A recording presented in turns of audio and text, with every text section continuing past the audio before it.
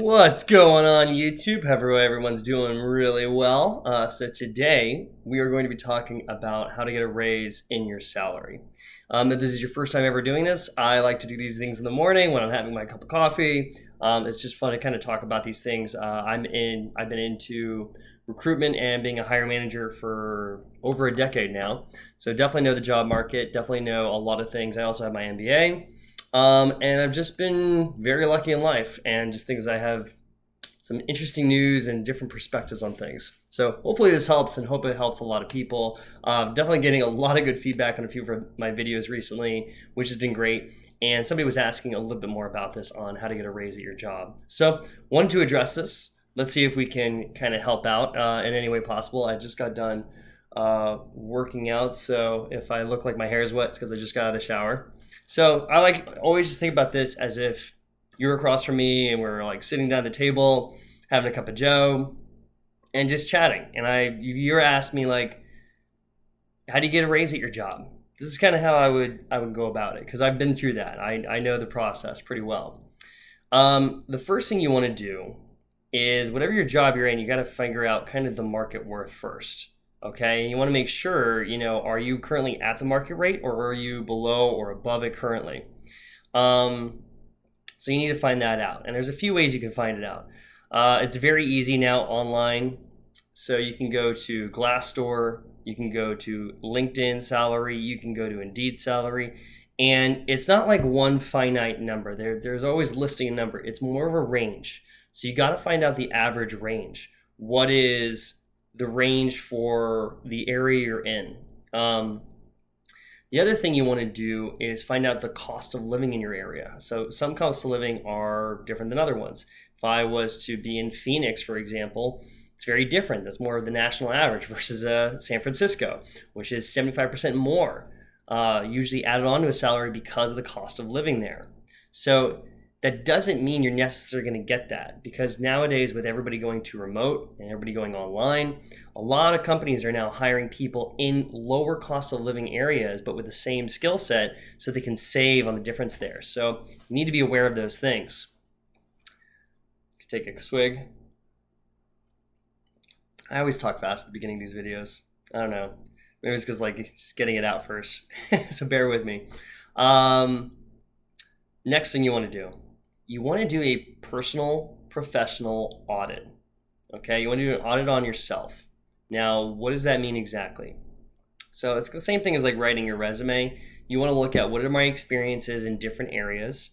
What are my strengths? What are my weaknesses? What are my skill sets? What am I really good at that only I kind of bring to the table? Okay, that's some of the things you need to look at.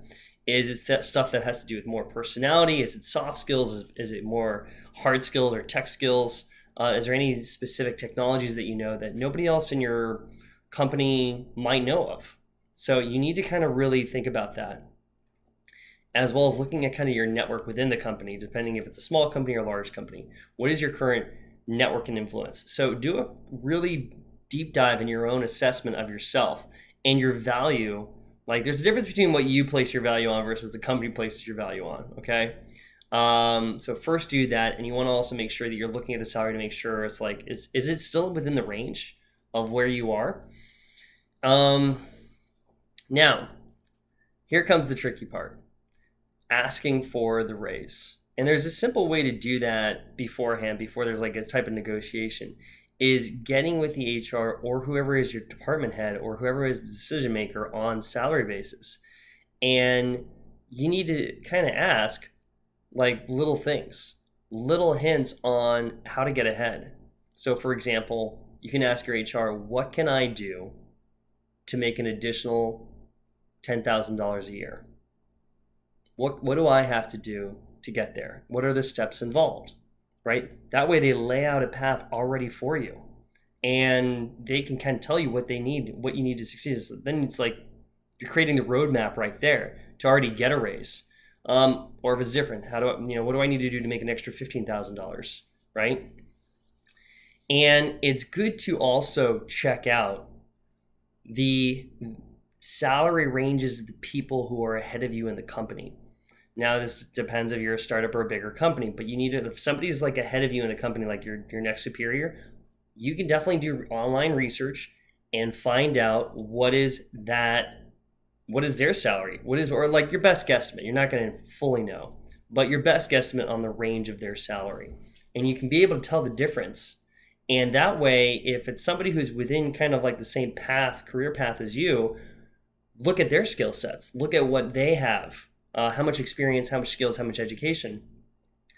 And that way it's showing you like, okay, if I do all those things, I can earn this amount in this company.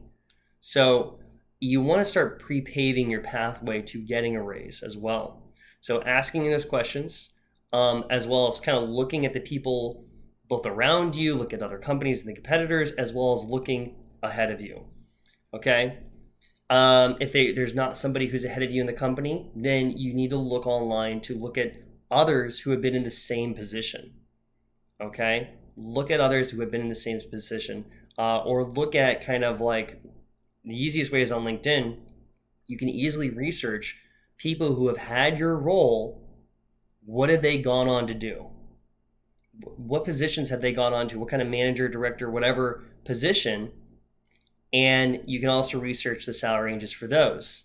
So you want to definitely be picking on supply and demand. What is the one that really excites you? What is the one that you're really excited about so you can like be motivated, as well as what is the one that you are good at? That's the perfect kind of blend right there. All right.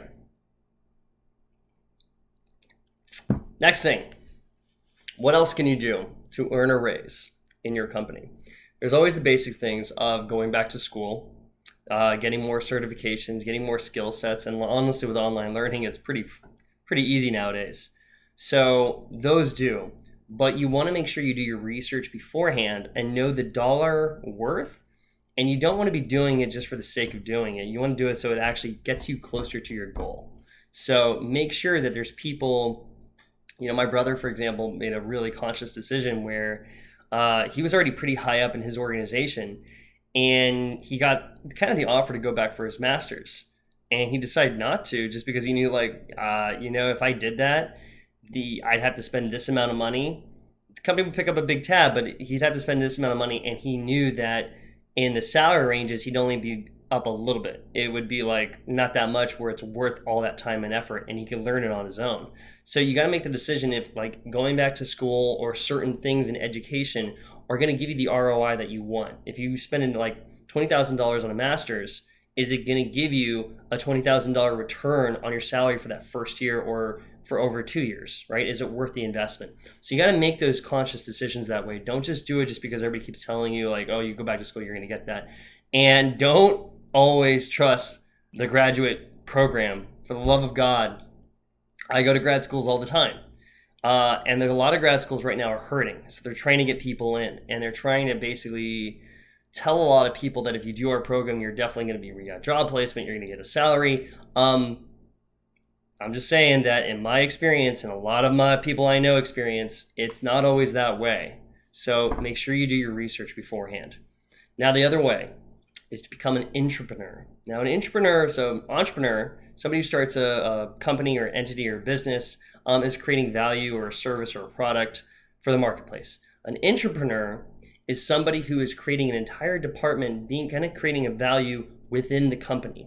Now, the way you do that is you're taking your current skill sets, you're looking at the competitors around you, and you're seeing what your company currently does not have.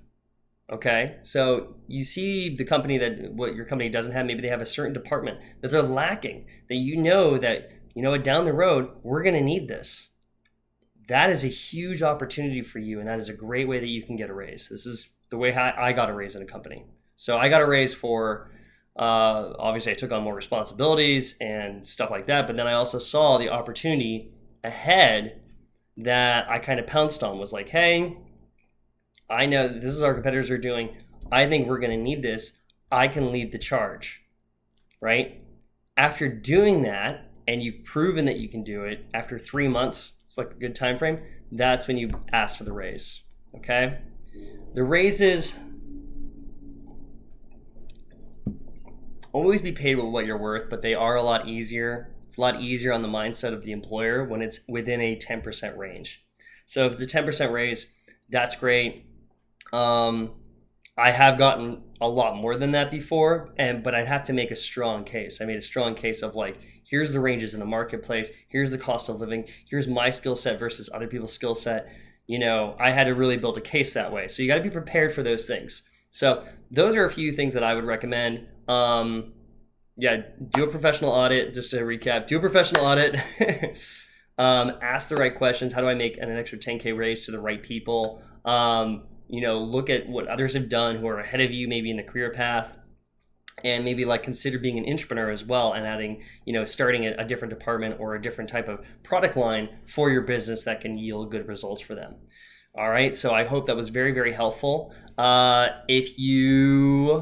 If anybody wants, you can definitely reach out to me over LinkedIn. I've had several people already do so, which I'm very flattered, and it's great. You can feel free to ask me any questions.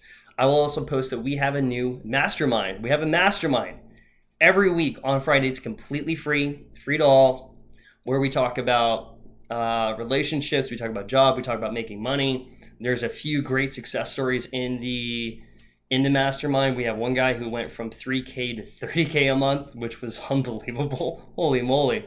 I myself have benefited from it. If you want some info, feel free to message me. I will include my email below and in the description below. And feel free to like this video and subscribe for more similar videos like this. All right, guys, take care. Have a good one. Cheers.